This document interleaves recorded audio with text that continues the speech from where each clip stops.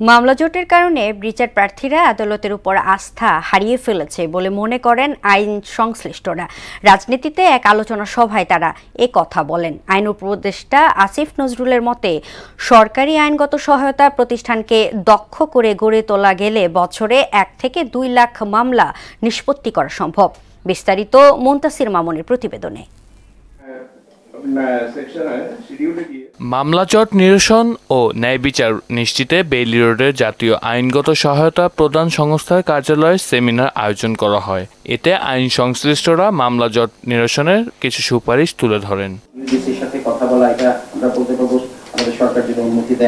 আইন উপদেষ্টা আসিফ নজরুল জানান, প্রতি বছর দেশে বিভিন্ন আদালতে 5 লাখের বেশি মামলা হয়। এর মধ্যে সম্পূর্ণ নিষ্পত্তি হয় 34,000।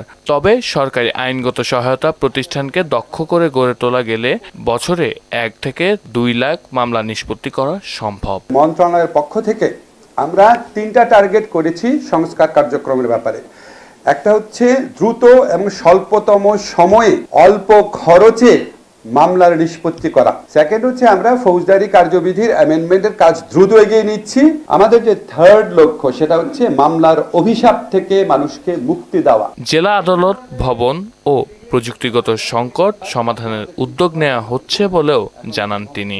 আমাদের যদি কোনো জায়গায় লিগ্যাল এইড দিতে গিয়ে যদি আমাদের সমস্যা হয়, ভবন স্থান সংকুলন হচ্ছে না, আমরা ব্র্যাকের কাছে যাব, ব্লাস্টের কাছে যাব, প্রশিকার কাছে যাব, আপনাদের সাথে এমওইউ করবো যে ভাই আপনি সপ্তাহে 2টা দিন আপনার বিল্ডিংটা যে ছুটির দিনটা আছে সেটা আমাকে ইউজ করতে দেন। আমরা এগুলিকে এক্সপ্লোর করি না, আমরা প্রথম এগুলি এক্সপ্লোর করব। দ্রুত ও স্বল্প খরচে মামলা নিষ্পত্তিতে বিচারক সহ আইন পেশায় জড়িতদের সহায়তা কামনা করেন আইন উপদেষ্টা। মামলা স্বল্প খরচে স্বল্প সময়ে নিষ্পত্তি করছি, সেটার সংখ্যা 35,000। আমরা সেটাকে 1 থেকে 2 লক্ষে নিয়ে যেতে পারবো। মুনতাসির মামুন, মোহনা সংবাদ, ঢাকা। ঈদুল আজহার ছুটির শেষ দিনে নানা পথে রাজধানীতে ফিরছেন কর্মজীবী মানুষ। সদরঘাট টার্মিনালে আসার প্রতিটি লঞ্চে ছিল যাত্রীতে পরিপূর্ণ। সড়ক ও রেলপথের চিত্রও একই রকম, প্রতিটি বাস ও ট্রেনের গাদাগাদি ভিড়। যমুনা সেতু এলাকা ছাড়া সব মহাসড়কেই যাত্রা ছিল স্বস্তির। মুনতাসির মামুনের আরেকটি প্রতিবেদন। 2 লঞ্চের লোক 1 লঞ্চে লইছে ভাই, মানুষ দেখছেন।